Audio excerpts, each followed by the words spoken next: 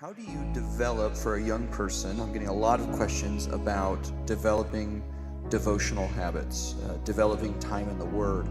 And, working with high school students, all of their homework is on a device. Everything is interactive, everything is sensory overload, all of their entertainment is quick, it's to entertain, we don't hold our attention spans longer.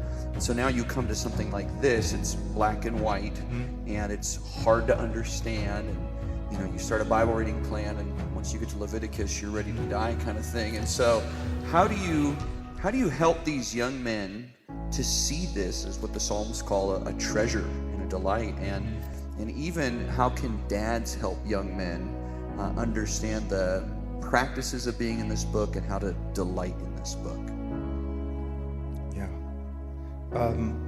The first thing that you have to realize is when you see someone who seems to be given to prayer and the study of God's Word, don't buy into the lie that they do that because it's easy for them, that they have a special gift.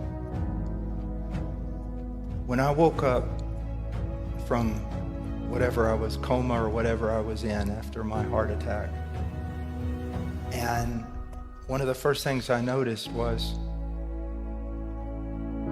the pain was unbelievable. They had pounded me with that machine so many times that it felt like all my ribs were broke. And to breathe, I wanted to scream every time I inhaled. It was horrible to breathe. But what's the option? Die. And that's where you've got to come to that point. I read 3 chapters this morning, and I read in Spanish. I read out of my Spanish Bible. I read 3 chapters. I have a discipline of 3 chapters in this before I go do my studies. But just devotional reading with the Lord. And I can't tell you how many times I had to repeat a paragraph because I read it and it was like, what did I just read? Still today, it's a fight. It is a fight. Everything in my life is a fight. But the option is die. And that's what you have to see, young man.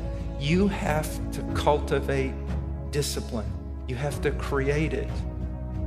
I remember when I was learning martial arts, and I thought I was gonna, just go in the first day and get to punch somebody or something. And they made me stand in a certain way, I don't know for how long, and then they made me move my hand the same way every time, and it was just getting boring. Been there for months.